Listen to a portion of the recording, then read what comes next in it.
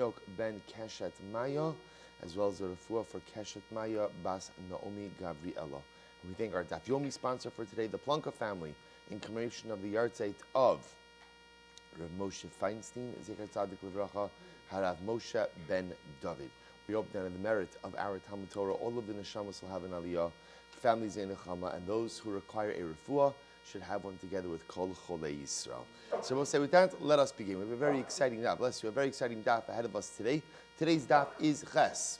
Ches. We are picking 8. We are picking up on Zayin Amud Beis, literally the last 3 words. So we'll say, so let's just remind ourselves in a general sense about what we're talking about, and then in a specific sense, what we're specifically focusing on over here. In a general sense, we're still hyper-focused on the need for the drasha of Aleha Aleha.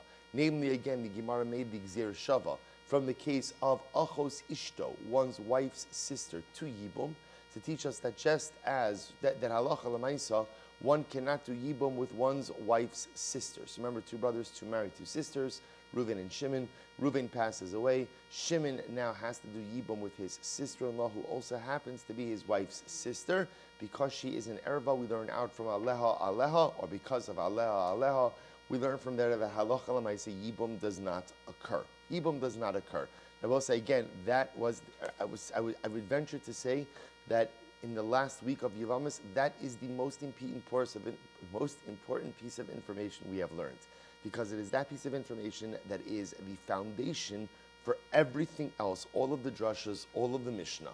Now I will say, the fact that we need a drasha to go ahead and exclude Achos Ishto, one's wife's sister, from Yibum, tells us that what? Without that drasha, what would we have thought? What would we have thought? That you would do Yibum, which is fascinating because that's an Isser Karis. That's an Isser Karis. So now what we've been on the journey with the last 3 days now so far is to try to figure out, why would I have assumed that? Why would I have assumed that aseh dochelo saseh, even in a case of kares? So that's what we're trying to pull out examples. So what we ended up with in yesterday's daf was the fascinating, we switched gears a little bit, and the Havamina we wanted to suggest comes from the following concept. And in halacha, we have an idea of hoyel ve'ishtarya ishtarya. Once something becomes permitted, it becomes wholly permitted. So we'll say, so just the application of that to our cases over here would have been, well, once I say that Yibum is permitted with my brother, with my brother's wife, which in and of itself is an erva, it should permit any other levels of prohibition that may have devolved upon this woman. Once it's permitted, everything is permitted. So the Gemara said, where do we get that concept from? Remember, where do we get that concept from? That was the interesting case, really riveting case, of the Mitzorah, right? The Mitzorah, who on day 8, which is the day that he's supposed to come and offer up his karbanos and have the blood applications on his thumbs and on his toes, right, has a seminal emission. So remember again, the Gemara said, we allow him to come to Sharni Kanar, even though he's a Tvul Yom. Even though he's a Tvul Yom. Why? Hoel v'ishtarya, ishtarya, since it's permitted for him to come to begin with, even though Rabbi say, even though again he's mechusar kippurim, he's lacking fundamental atonement because he hasn't yet brought his karbanos. Once we're going to allow him to come in for the blood applications, so we'll allow him to come in even if he's a Tvul Yom as a Balkari. Right? So Rabbi says, so the inference from that is, so too we should say that once you're permitted to do Yibum, which is already a forbidden relationship, i.e. to marry your brother's wife or your brother's widow, so even if this woman is asa because of other things, for example, she's also my wife's sister, it should still be permitted as well. Good, that's the chazara. Says the Gemara, midami dula. How can you compare the cases? After all, again, top of Chasam Adaf. Also, listen to this. So how can you compare the case of Yibum to the case of the Mitzorah? I'll tell you why. Teinach, this is actually really interesting. Top of Chas. Teinach, heicha d'nosa meis v'achar kach nosa chai. So, I hear this in the following case.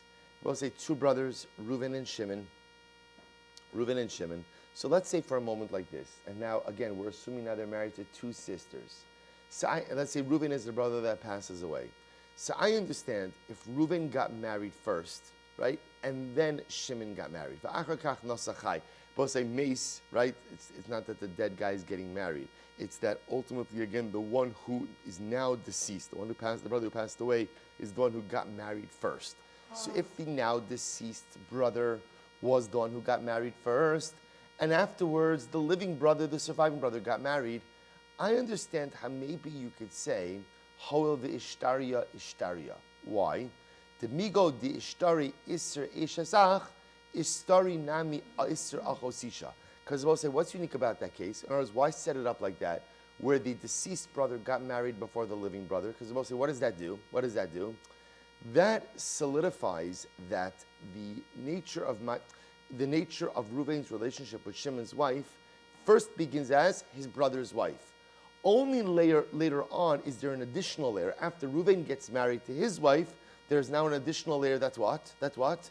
That Shimon's wife is also his wife's sister. So the Gemara says, I could hear the concept of Hol the Ishtaria in that kind of case. Since the Isser of Ishes Ach came first, and then again the Isser of Achos Ishto comes later. Then when Reuven passes away, I could hear that since we're going to permit Shimon to marry his brother's widow, which is Ishes Ach, also the Isser of Achos Ishto falls away as well. Ella, Nosa Chayvi Achakach Nosa Meis, Isser Achos Isha Kadim. So I'll say, but here's the problem. If it's a case where, let's say, Shimon marries his wife first, before Reuven gets married, which means that ultimately again, which means I will say that when Reuven gets married, right, when Shimon gets married first, so we'll say what that means is Shimon is already usher to his sister-in-law, to his wife's sister, right? That's before anything else happens. He's already usher now to marry his wife's sister. When Reuven now marries his wife, who also happens to be Shimon's wife's sister, so now there's an additional Isra of Eshes Ach. So we'll see, hear what the Gemara is saying. Let me just take this outside for just a moment, because it's actually not confusing. Just remembering the case is confusing. What the Gemara is suggesting is like this. The Gemara wanted to suggest that Yibum with all arayas, I mean not all arayas, but Yibum with additional arayas should be permitted. Based on what principle? Hoil the Ishtari Ishtari. But remember again, we keep saying this I think every single year. What's the greatest chiddush of Yibum in general? What's the greatest chiddush? Right? That which is an erva becomes mutter. Right? Again, that's out of the Yibum gate. Right? That's already how we're operating. A brother's wife is an erva. So the notion that not only am I permitted, but there's a mitzvah to marry this woman who's an erva is an incredible chiddush. What the Gemara is just simply suggesting is, why don't we just say, once one erva is permitted, then what? All erva should be permitted. That's all, which rather I would say is actually a pretty solid argument. The Gemara is saying, and specifically what we're focusing on is, if it's permitted to marry your brother's widow, it should also be permitted to marry your brother's widow when? Even if she is your wife's sister. To which the Gemara says, well, 1 second. I could buy into that, but I could only buy into that where the Isser Eshes Ach was the first Isser. And then the Isser of Achos Ishto came on later on, right? It was added later on. When does that happen? Very simple, I will say, that happens in a case where the surviving brother is ultimately, again, the deceased brother married first, and the surviving brother married second.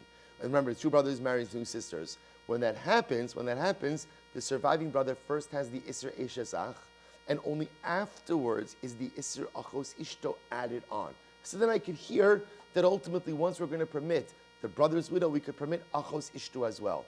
But if the prohibition of Achos Ishto came first, for example, the surviving brother married first, at which case, again, his brother's future wife is already prohibited to him as his wife's sister, how can you say, Hoil the Ishtaria?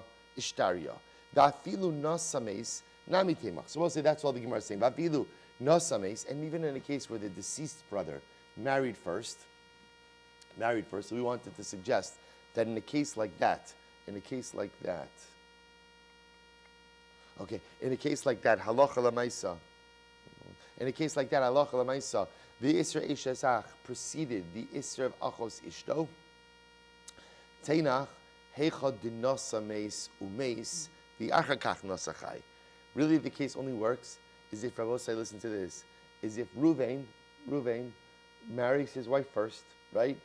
And dies before Shimon marries his wife. So Nabal say, what's the, I don't know, I was going to say, what's the beauty in that? There's no beauty in that, but you understand meaning. But the idea is, in that case, what's happened over here? In that case, the Isser Eshes Ach was permitted even before there was a prohibition of Achos Ishto, because Shimon, the surviving brother, hasn't even married yet. So there was a period of time where the only Isser that Shimon was facing regarding his sister-in-law was Eshes Ach. The Gemara says, the Chaz Yilei de Beini Beini, because after all, again, she was technically permitted to him in Yibum, in between the time of his brother's death and he married his new wife.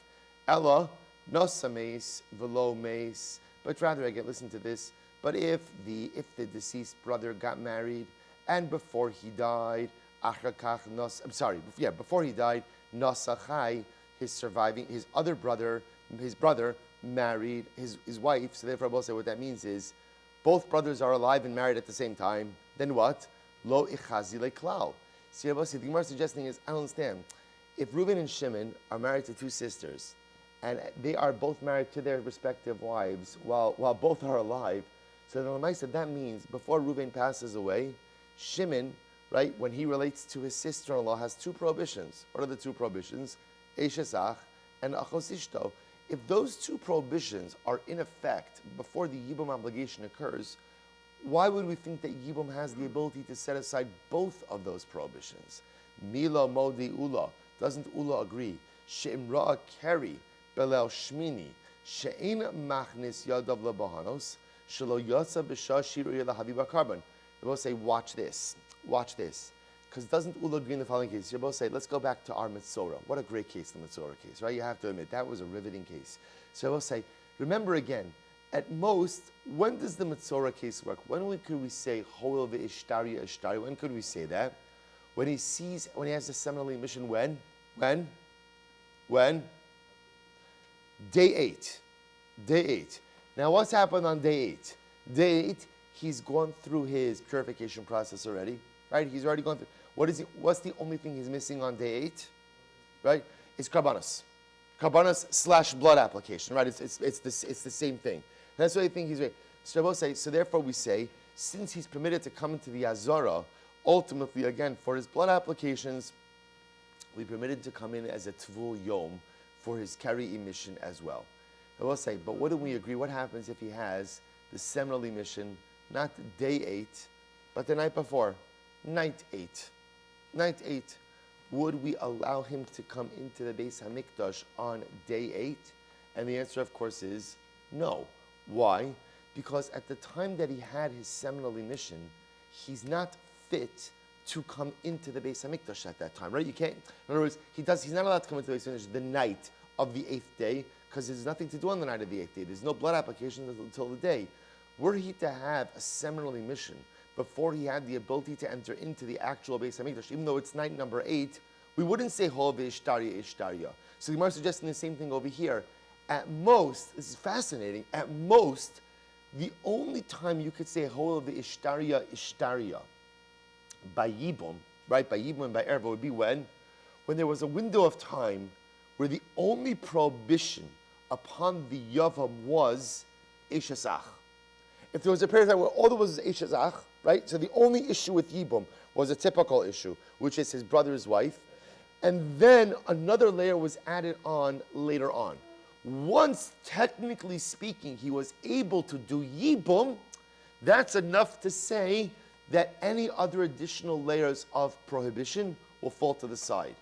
But if there was never a moment where the only Isser was Eshes Ach, and this Yibum was always complicated by additional Isser factors, you can't say Hol ve'ishtaria. Or I will say, just to frame it a little bit simpler, because it really is a fascinating idea. The Gemara is entertaining this concept, which is, I think, a very logical concept, which is, once something becomes permitted, it's permitted. It's permitted, and it doesn't really matter how many additional layers of prohibition. What the Gemara just wants to qualify is, I think that concept should only work if there's a moment where only the initial prohibition is in effect, and then other things are added later on. But if from the beginning you have multi-layered prohibitions, who says that at the end of the day, all of those prohibitions could fall to the side. So therefore, Abosai, listen to this. Ella, so therefore, Abosai, we are literally back to square one. Literally back to square one. Ella, ki itzterech aleha. Okay, so Abosai, so therefore again, why do I need the pasuk of aleha? Remember, that's the pasuk by Eshes Ach. Sorry, by Achos Ishto, by one's wife's sister. So Hecha dinosames the achakach nosachai. So we'll see, right? When do I need that case? In the following situation, where the deceased brother marries first, and ultimately, again, the living brother married second. And therefore, I'll say halacha l'maisa. In that case, the iser eshes ach precedes the iser achos ishto. The ibaisim. The other possibility is asya behekisha mid Rabbi Yonah. Ultimately, again, it can be learned out from a hekish based on Rabbi Yonah. What did Rabbi Yonah say? The Amar Rabbi Yonah v'tema Rav Huna b'reid Rabbi Yoshua Amarkra. The pasuk says, "Ki kol asher ye'asa mikol ha'to'ivos ha'ila v'nichrasu." So you've seen this pasuk before. Pasuk is talking about arayos. Now, we'll say the beauty of this pasuk is it groups all of the arayos into one pasuk, right? And the Torah says, whoever performs any of these to'evos, any of these abominable acts, the nichrasu hanefashos ha'osos mikarev amam. We'll say, what's the punishment for arayos? What's the punishment for kares? Okay, so we'll say, so the beauty of that pasuk is catch all arayos. Now watch this. So hukshu kol ha'arayos kulam le'ishesach. Now we'll say, here's what's interesting. All of the arayos are compared ultimately again to Eishesach, right? So everything is compared to Eishesach. To the case, right? Because we'll say, because remember, everything is included in that same pasuk. So ma Eishesach sharia af kol ha'arayos shayan. So I will say, so the Gemara suggesting is like this. All of the arayos are compared to the prohibition of a brother's wife. So I will say, if that's the case, then halacha l'maisa, why don't we say as follows? Just like Eishes Ach is permitted in Yibum, so to what? All arayos should be permitted. In other words, we both say, all of the arayos are grouped together. And we know Eishes Ach is permitted in Yibum. So why don't we just say, just like Eishes Ach is permitted in Yibum, so too every other erva is permitted in Yibum. And I will say, I do want to point out, when we speak about every other erva, you of course know the Gemara never actually means to go ahead and prohibit. In other words, every other erva never includes every erva. Because remember, again, we're going to see Yibum also only takes place in what? In a permitted marriage. So if my brother marries my mother, right, and then dies, actually that wouldn't work because without children, right? So we'll say, so again, if my brother marries, well, we'll see other examples of this, but Yibum is only going to work in a marriage that was a legal marriage.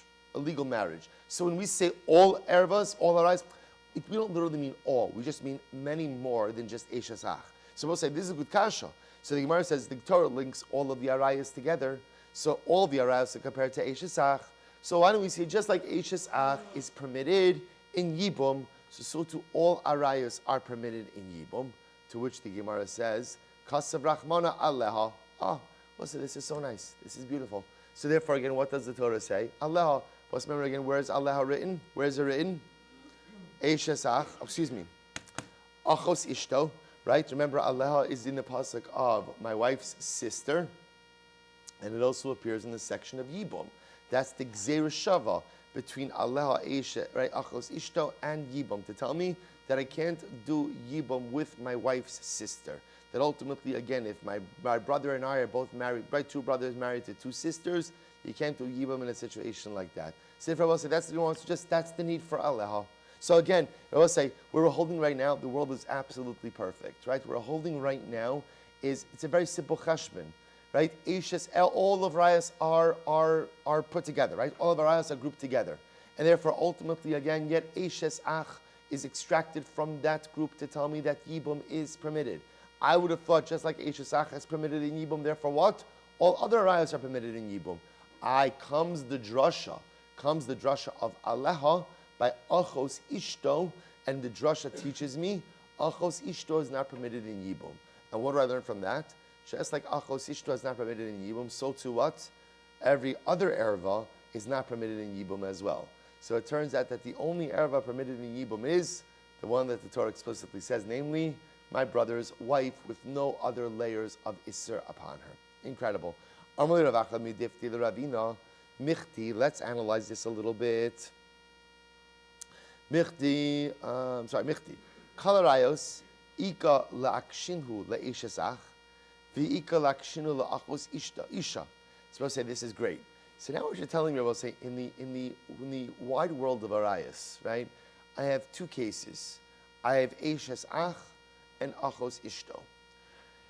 Eishes Ach, permitted in Yibum, right? Eishes Ach is Yibum. Achos Ishto, prohibited in Yibum. So what we're suggesting now is that Lamaisa, we should compare all arayos to what? To what? Achos Ishto, the case of my wife's sister. And to say just like Achos Ishto, ultimately again it's prohibited in arayos, so too all of the cases of arayos are going to be permitted as well. So the Gemara says, I don't understand. Why? My chos is the akshis la'achos isha, akshinu le'eshes ach. We'll say, why? In other words, I have all of arayos grouped together. We'll say, just listen to this for just a moment. I have all of arayos grouped together, and I have two cases pulled out of the grouping. What are the two cases? Let's go through this. What are the two cases? Right? Eshes ach, my brother's wife, and achos ishto, my wife's sister. What's the halacha by eshes ach? Mutter, right? Mitzvah. What's the case by achos ishto? Aser. So now the Gemara says, therefore, with the step before this, we're going to compare all arayos. We're going to compare all arayos to the case of achos ishto to teach you that all arayos are aser in yibum. Why? Why not go ahead and compare all cases to what? To what? Eshes ach, and say all arayos are mutter. To which the Gemara said, I will say, by the way, I think we all agree. I don't know that we've seen so far in this cycle of Daf Yomi another Gemara as exhaustive as this one with the same drasha. Both say it's been the same Gemara since Gimel Amud Beis, and obviously new information coming in. But it's amazing that we're literally clearing the same challenge since Gimel Amud Beis. It's fascinating. So the Gemara says, "Ibay Sema." So both say, so therefore again, why compare all arayos? Why compare all arayos to the case of achos ishto? Why not compare them all to the case of eshes ach? To which the Gemara says, here we go. I'll tell you why. Ibay Sema, l'kula u'l'chumra is very simple what we're saying. Because if we have a choice of comparing all other arayos, ultimately again, in the case of kula or a case of chumra, we're going to compare them l'chumra. So if it's a question of comparing all other arayos to eshes ach and saying they're permitted, or comparing them to achos ishto and saying they're prohibited, what are we going to choose? What are we going to choose? I'm going to choose the chumrah, right? Which makes absolute sense. L'chumrah makshina. Iba say the other possibility about say is there's a simple reason. Ema hacha trei isuri v'hacha trei isuri. So Iba say here's what's fascinating. In the case of achos ishto, just like in the case of all other arayos, there are two prohibitions. In the case of eshes ach, there's one prohibition. What do I mean by that? Iba say play this out. In the case of achos ishto, how many prohibitions are upon your brother's widow? Achos ishto, how many prohibitions? 2. Why? Why? Number 1, right? Eshes ach. Number 2, achos ishto. Both say, if you think about it, by the way, that's true with every single other arayos, right? Every single other erva has 2 prohibitions, because every erva in this yibum situation, by definition, will be an eshes ach, and by definition, will also have whatever other additional layer of erva upon her. The only exception to this rule is eshes ach, right? Where she only has one isser, which is eshes ach. By the way, no trick questions by Yevamos. I promise you, right? It's hard enough just to get pshat. This is not like testing your analytical skills over here. Let's say, so again, which is very interesting, Therefore, the Gemara says, hacha trei isuri, v'hacha trei isuri. Achos ishto, right? Wife's sister has 2 prohibitions, achos ishto and eshes ach, and every other erva in the erva family also will have 2 prohibitions upon her in this situation. Her regular erva, whatever her regular erva status is, and eshes ach. The Gemara says, utrei mitrei alfinon. Therefore, we'll say it makes sense to learn out a case of 2 isurim from a case of 2 isurim, which means it makes sense to learn out all other arayos, which have 2 isurim when it comes to yibum, from achos ishto, which also has 2 isurim. Hacha, but in just the classic case of eshes ach, chada isura. She only has 1 isur, the isur of eshes ach. That's her only prohibition. The trey michad lo yalfina. Therefore, also it doesn't make sense to learn out all other arayas, which have two isurim, from Eishes Ach, which only has one isur. Fascinating. Fascinating. So I will say, Rava says, the truth is, I will say, so I just want to point out, it's not clear that we've successfully darshaned the Havamina for the Aleha Drasha. So we're pivoting a little bit over here. So Rava says, in reality, Erva lo tzricha kra. De'ina se dochalos se sheish bokares. Wow. Rava says, oh, by the way, we actually don't need a pasuk to teach us that Yibum does not allow for an erva. We've just spent a week on this, right? We actually don't need a pasuk to teach me that ultimately you can't do Yibum with a woman who has an additional erva layer, right? An additional erva layer other than Eishesach. Why not? Both say it's very simple. The whole yisod of Yibum is based on the concept of asay dochelos asay. The asay of Yibum is dochelos asay of the iser erva of Eishesach. Both say asay is only dochelos asay when the los asay, the lav, is exactly that, just the lav. But if there's an iser kares, we don't say asay dochelos asay. So therefore, both say it is obvious, says Rava, that of course you can't do Yibum with an erva. How can you do Yibum with an erva? Yibum, again, the mechanics are asay dochelos asay, and asay dochelos asay doesn't set aside the los asay when the los asay is punishable by kares. Okay, that was easy. Says the Gemara, so ki tzrich kra, but when do I need the pasuk? Lemeisar tzara. See, I both say, the novelty in all of this is not that you can't do Yibum with an erva. That's pretty obvious. The novelty in all of this is that you can't even do Yibum with the co-wife of an erva. Right? That's the chiddush over here. Lemeisar tzara. Ultimately, again, to prohibit the co-wife. The Gemara says, is that true? That you don't need a pasuk to exclude an erva from Yibum? V'hatanya, but we learned, ein li elahi. We will say, remember again, in the drasha of Aleha, back on Gimel Amud Beis, we darshaned that the lashon of the Gemara was that from that pasuk, I only know that she, who's the she in this case, achos ishto, my wife's sister, is prohibited in Yibum. Mishum, the Gemara says, so we'll say, so the point over here is that the Gemara was making the point that from that pasuk we learn that achos ishtar herself is prohibited in Yibum. So we see that we do need a pasuk to teach us that even the erva herself cannot perform Yibum. To which the Gemara says, no, mishum tsarasa. That's not what it meant. The Gemara meant that I only need the pasuk to teach me that the tzara, that the co-wife of achos ishto, is going to be prohibited in Yibum. The achos ishto, the woman herself, my wife's sister, that's obvious I can't do Yibum because we don't say asay dochelos asay b'makom kares. I v'hakatani ein li elahein mishum tzaros sehen. But we learned. I'm sorry. V'hakatani ein li elahein. But we learned before. The pasuk seems to indicate that it's excluding the ervas themselves. No, mishum tzaros sehen. It doesn't mean because of them. It means because of their co-wives. So we'll say, so let's analyze a bit more. So we'll say, so therefore, Rava's coming along and introducing a totally new stream of thought. And in Rava's model, I don't need a pasuk to teach me that a woman who is an erva is asr in Yibum. Why? Because we'll say any other erva other than Eishes Ach is going to be punishable by kares. And halacha l'maisa, asay is only dochelos asay in the situation where there's not kares.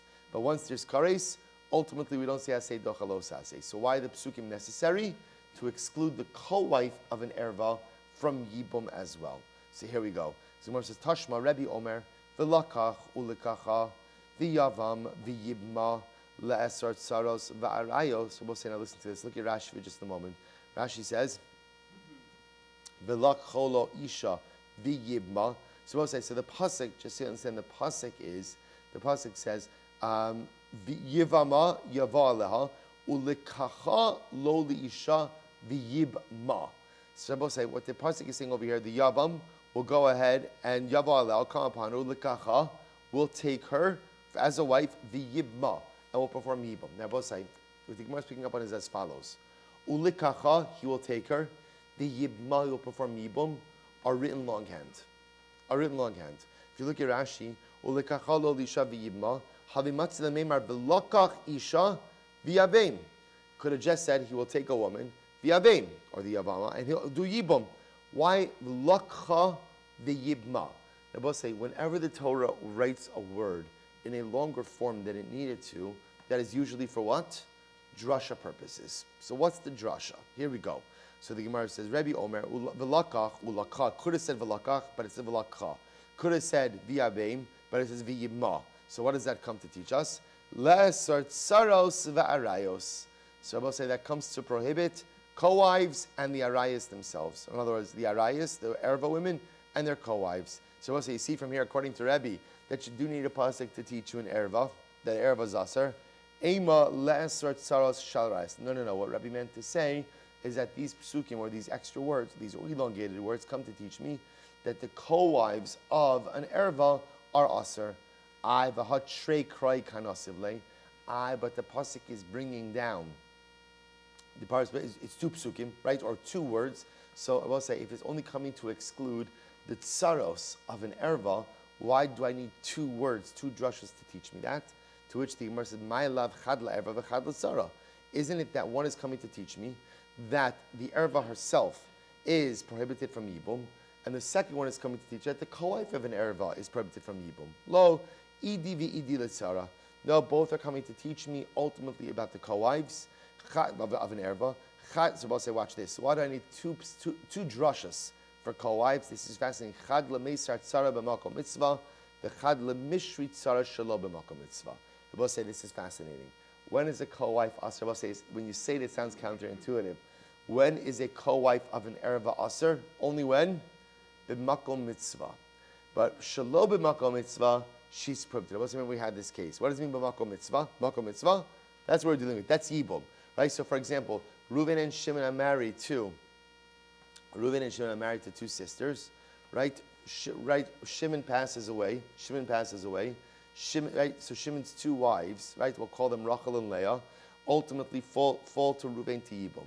So Rachel also happens to be Reuven's wife's sister. So what's the halacha? All right, this one we know. What's the halacha? Can't do Yibum. What happens to Leah, the co-wife of Rachel? Can't do Yibum either. She is the tzara of an erva. So the Gemara suggests, when is the tzara of an erva prohibited? That's ultimately, again, b'makom mitzvah, Yibum. I will say, shalom b'makom mitzvah, the tzara of an erva is permitted. Let me give you the example of that. Right? There's Reuven and Zvulun. Reuven and Zvulun are unrelated. Right? Zvulun married Reuven's daughter. I mean, they're related in that Zvulun is Reuven's son-in-law, believing that aside, right? Zvulun marries Reuven's daughter. We'll call them also Rachel and Leah. Rachel is Reuven's daughter. Right? Now what happens? So Zvulun divorces Leah. Is Reuven permitted to marry Leah? Yes. Even though technically speaking, Leah was the co-wife of an erva. She was the co-wife of Rachel, who was Reuven's daughter. See, I will say, the co-wife of an erva only poses a problem b'makom mitzvah, in a yibum situation. But in an unrelated situation, the fact that a man was married to two women, if he divorces one, or for that matter, he dies. The co-wife of an erva has no halachic stigma, we'll say to it, regarding anyone. So therefore, again, in that case over here, where it's not b'makom mitzvah, Zvulun divorces Rachel, or for that matter, again, Zvulun dies, and there's no yibum. If Reuven wants to marry Leah, who was the co-wife of Reuven's daughter, that's permitted. So therefore, the Gemara wants to suggest that Allah Chalamaysa, the two drashas are coming to teach me, a tzara is only prohibited b'makom mitzvah, but shalom b'makom mitzvah is totally permitted. Incredible. So my taima, what's the reason? The yavam v'yibma b'makom yibum hu da'asira tzara. It's only in the situation of yibum that the co-wife is prohibited. Shalom b'makom yibum shari tzara. But in a non-yibum context, ultimately the co-wife is permitted. Amar Rav Ashi says, Masnisin namideka. The Mishnah seems to support this as well, because the Mishnah says, Chamesh esrei nashim potros tsaros sehen. Interestingly enough, and I will say, before we go on, I just want to point out, just to be clear on this. So the Gemara is saying over here, and this is halacha l'maisa in fact, the concept of a tsaras erva is only a concept in a yibum setting. In other words, the notion that an erva will ultimately exempt her co-wife is a din in yibum. There is no other halachic stigma to being the co-wife of an erva in any other marital situation. So again, that's why I just want you to be clear on this case. So again, you have Reuven and Zvulun, and they're totally unrelated. They're totally unrelated. Or we could just keep it simple. I know I'm mixing cases. Reuven and Zvulun, just to keep it simple. Reuven and Zvulun marry two sisters, right? Marry two sisters. Zvulun happens to have an additional wife, right? Who's unrelated to the other two women. So now what happens? So now technically speaking, right? Rachel and Leah, Zvulun's two wives. So Leah is the co-wife of an erva, because Rachel also happens to be Reuven's wife's sister. Reuven's wife's sister. So I will say, should something happen to Zvulun, right? Zvulun divorces Leah. There's no problem for Reuven to marry Leah, even though, again, Leah was the co-wife of Reuven's sister-in-law. So again, the point over here is there's no tsaras erva situation in a non-yibum setting. In a non-yibum setting. Good. So the Gemara says, Amar Rav Ashi Masnisen Namideka. We have a Mishnah that supports this as well. Diktani Chamesh Esrei Nashim Potros Sarosehen. The pasuk says, we'll say now this diak in the Mishnah. We're jumping back for just a moment. How do we get into this? We'll say, by the way, do you want me to show it to you on the chart, or does it make sense? Yeah. Okay. So we'll say, again, I'm probably complicating it with the cases. It's just a simple idea. The notion of tsaras erva, the koif of an erva, is only a problem in a yibum setting. Any other situation where a woman is the co-wife of an erva doesn't render her ineligible to the man who is not permitted to marry the erva, simply said. So we'll say, so now remember, all of this is part of a bigger conversation. Rava, right? We're all about Rava. And what did Rava say? In general, an erva does not need a pasuk, right? The idea that you can't do yibum with an erva is obvious. Why is it obvious? Because we don't say asay docha lo saseh in a situation of what? Situation of what? Where the lo saseh is punishable by kares. So the Mishnah supports this. Masnisan amidega diktani chamesh esrei nashim potros sarosehen. The pasuk says 15. Going back to our Mishnah, 15 women exempt their co-wives from yibum. Vilu potros upotros lo gatani. Let's say the Mishnah doesn't say that 15 women are exempt from yibum and also exempt their co-wives. Why doesn't the Mishnah say 15 women are exempt from yibum? Because halacha l'maisa you don't have to say it, because it's obvious. These 15 women who are all arayas, of course they're exempt from yibum, because yibum works on the platform of asay docha lo saseh, and asay docha lo saseh only works when there's not a isur kares. So of course these 15 women are exempt from yibum themselves. The chiddush is that they even exempt their co-wives. So the Gemara says shmamina. So indeed, see from here that Rav is correct. So why is it that an erva herself doesn't need a pasuk to exempt her from yibum? Because ultimately, again, an asay is not docha lo saseh when the lo saseh is punishable by kares. Well, tsaranami lo tibaikra de'ein asay docha lo saseh sheyesh bo kares. So we'll say, now listen to this. Remember, we'll say, where do we learn the concept of tsara from? Co-wives, because the Torah uses the lashon of litzrar. Now we'll say, b'pashtos litzrar means the co-wife is bound to what we'll call the primary wife, right? The co-wife is bound to the erva wife. Well, if the co-wife is bound to the erva wife, then we'll say whatever is true for the goose is true for the gander, right? Whatever is true for the erva is automatically true for the tzara, for the co-wife. If that's the case, then the same way I don't need a pasuk to exempt an erva from yibum, I also shouldn't need a pasuk to do what? Exempt the tzara of an erva. Sorry, exempt the tzara, the co-wife of an erva as well. But say Rashi points out over here, look at Rashi. Tzar nameloti boy aleh kra l'drasha de'ena seidach lo saseh sheish bakaris diksiv litzrar dimashma lo achos ishtav lo tzarasa. But remember again, the litzrar tells me whatever is the status of the erva is the status of her co-wife. So therefore, I shouldn't need a pasuk for co-wife either. Amalei Rav Acha bar Bivi. Amalei Rav Acha bar Bivi. Mar l'Ravina. Hachi kamer mishmei derava. Sarah nami lo itzrich kra. You're right. The truth is, a tzara really doesn't need a pasuk as well, because once you're telling me that halacha l'maisa, the erva doesn't need a pasuk. The tzara, who is bound to the erva, ultimately doesn't need a pasuk either. So where's the pasuk? Kitzrich kra. Pasuk Amud Beis lemishrei tzar shelo b'makom mitzvah. You're right, says the Gemara. The truth is, where is the pasuk really needed? Rabbi said the pasuk is needed not to aser, the pasuk is needed to permit. To permit what? Saras erva shelo b'makom mitzvah. The Rabbi said that the co-wife of an erva is permitted in a non-mitzvah context. Again, Rabbi said 2 men unrelated to each other. One of Shimon's wives is an erva to Ruvain, but the men are unrelated. Right? Shimon divorces his wives for argument's sake. Ruvain is permitted to marry the woman who is not an erva to him. He's permitted to do that. Right? Why? Why? Because halacha l'maisa, the issue of tsaras erva only poses a problem in a yibum context. That's when the erva endows her status to the co-wife. But in a non-mitzvah setting, being the co-wife of an erva has absolutely no halachic impact on the permitted woman. Incredible. So my time, what's the reason? Amrakra aleha, b'makom aleha hu da'asira, shelo b'makom aleha sharia. Because the Rabbi we do the aleha, says aleha by achos ishto, it says aleha ultimately again by yibum. It's only b'makom aleha. It's only in the case of yibum, b'makom mitzvah, that being the co-wife of an erva has, right, endows the tzara with the erva status. But shelo b'makom mitzvah, being the co-wife of an erva, has no halachic implication. Armali Ra'im Bar Chama Rava, Ema erva gufei shelo b'makom mitzvah tishtari. Well, maybe, okay, so I'll say based on this, the Gemara floats a wild suggestion. Maybe an erva herself, shelo b'makom mitzvah, should also be permitted. In other words, maybe an erva is only prohibited b'makom mitzvah in a yibum context, but in a non-yibum context, perhaps, again, the erva should be permitted, which also has a pretty wild assertion. V'lav kal v'chomer, the Gemara says, come on. Right? That's a kal v'chomer. That's a kal v'chomer. So the Gemara says, b'makom mitzvah asira, shelo b'makom mitzvah sharia. The Rebbe says, if an erva is aser, when? B'makom mitzvah.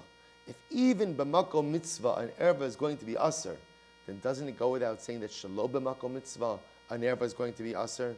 To which the Gemara says, Amrale Sara Tochiach. No, because in fact we just learned just the opposite. Look at the case of the co-wife. De b'makom mitzvah asira, v'shelo b'makom mitzvah sharia. Well, so remember again, no, we just learned the opposite. Right, the tzara, the co-wife. Co-wife is only prohibited when? When? In a situation of yibum, b'makom mitzvah. Shelo b'makom mitzvah, being the co-wife of an erva, has absolutely no impact upon you. To which the Gemara says, Amrale alecha amakra, b'chayeha, so I'll say, so that's where the pasuk says that when is a wife's sister prohibited?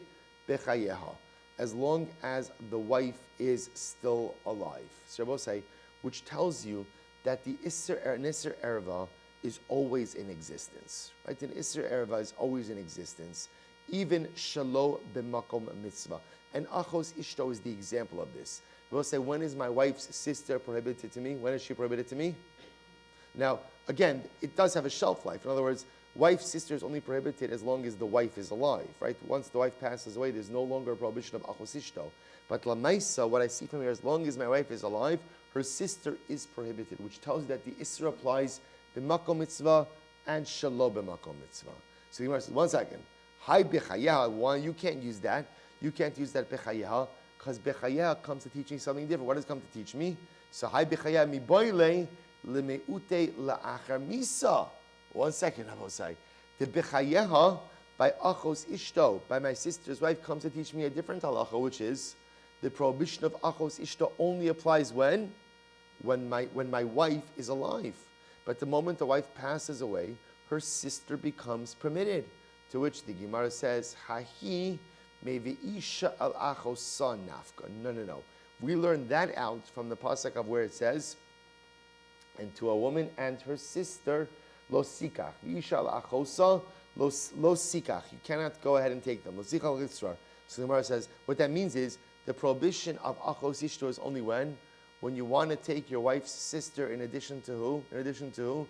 In addition to your wife. Meaning your wife is still there. Ime v'ishal achosa, hava amina niskarsha sharia. 1 second, if it's based on that, I will say, I might have thought that what? If I'm married to my wife, and then I divorce my wife, based on that, it should be permitted to what? Marry her sister. Therefore, the pasuk says, no, the prohibition of achos ishto, this is actually interesting halacha. The prohibition of achos ishto applies as long as my wife is alive, even if what? Even if what? We're not married. Right? Kol shebechayeha. Ta'af agav diniskar shalo, Halacha l'maisa, as long as my wife is alive, even if we're not married, the prohibition of achos ishto still applies.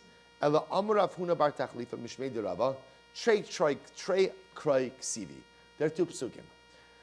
Two psukim. What's one of two psukim? Ksiv isha lachos l'sikach litzra. The pasuk says, a woman to write isha lachos l'sikach. You cannot go ahead and take a woman and her sister. Uksiv legalos ervasa. And the pasuk says to uncover her nakedness. So we'll say, now this is the same pasuk, by the way. The pasuk reads, V'isha alachosa lo sikach litzrar legalos ervasa. So the pasuk says, you shall not marry a woman and her sister, lo sikach, to take them in marriage, litzrar, to make them co-wives. And then the end of the pasuk says, legalos ervasa, to uncover her nakedness. So why do you need those two phrases? To which the Gemara says, Lo sikach, I'm sorry. Electric skark sivi leisha achos lo sikach litzrog siv legalos ervasa dechadamash. And I both say, here's what's interesting. The Gemara is saying interesting there. Number one, why do you need two? Number two, the first part of the phrase, lo sikach litzrar is plural. You can't take them as co-wives. Legalos ervasa, to uncover her nakedness, is singular. So who is the pasuk talking about? HaKetzad. Here we go. B'makom mitzvah shtehen asuros. We'll say ultimately again, b'makom mitzvah, both of them will be aser. Both of them will be aser. We'll say ultimately again, meaning what? B'makom mitzvah being yibum, both will be aser. Shelo b'makom mitzvah. But I will say when it's not b'makom mitzvah, hi asura. Again, I will say ultimately she will be prohibited. Namely, again, my wife's sister will be prohibited. Vitzarasa muteras. But her co-wife will be permitted. I could switch that around and I could say, b'makom mitzvah hi asura, v'tzarasa mutaras, shelo b'makom mitzvah shtein asuras. We'll say, why don't I say like this? Maybe b'makom mitzvah, ultimately what? I could say that my wife's sister will be prohibited, but her co-wife will be permitted. Shelo b'makom mitzvah, maybe they're both aser. Imkein lo yomer aleha. If that's the case, the pasuk says, don't do the drasha, don't go and say the word aleha. Okay? How do you know that Allah is coming to teach me an isser? Dilma lehetera. Maybe he's coming to teach me a het. This is what it means to say. Isha alachosa lo sikach litzrar. The pasuk says, do not take a woman and her sister litzrar. Lo hi velo tsarasa. So we'll say ultimately again, neither he nor her co-wife. Shelo b'makom aleha. Aval b'makom aleha. So we'll say when is achos ishto aser? Perhaps again in a situation of yibum, and that isser devolves upon the wife's sister and her co-wife. Aval b'makom aleha. In the case of that, we'll say aleha means yibum shtehen mutaros. Maybe both the sister-in-law and her wife and her co-wife are going to be mutter. Imkein legalos erva dechad dehechin mishkachasla. If that's the case, I will say, then when is the case where one of them would be prohibited? Iba makom mitzvah shtei mutaros. If it's makom mitzvah, both of them are mutter, like we just said. Ishalo makom mitzvah, and if it's not a makom mitzvah, shtei asuros. Then ultimately, again, both of them will be aser. So if I will say, remember, let's just frame this in the right way. All of this entire Gemara, well, this will stop over here for today, but all of this was based on the sheet of Rava. What did Rava want to suggest? Rava wanted to say that erva doesn't need a pasuk, right? So in other words, or say differently, to exclude an erva from yibum doesn't require a pasuk. Why doesn't an erva require an exclusionary verse? Why not? Because yibum is based on what halachic premise? What halachic premise? Asya say v'dochelos say, and an asay is only dochelos say when we'll call it a lav. But if it's an isser kares, ultimately again asay is not dochelos say. Therefore, again says Rava, any case of erva doesn't really require a pasuk. So why do the psukim come? Why do the psukim come? Ultimately to exclude who? Tsaras erva. To exclude tsaras erva. And I will say, quite possibly, if we further that drush a little bit more, to exclude the idea that tsaras erva is only going to be prohibited when? B'makom mitzvah in a yibum context. But shelo b'makom mitzvah, tsaras erva, the koif of an erva, ultimately again will be permissible. So we'll stop over here for today. We're going to continue with the sugya Me'eretz Hashem tomorrow. Shkoyach.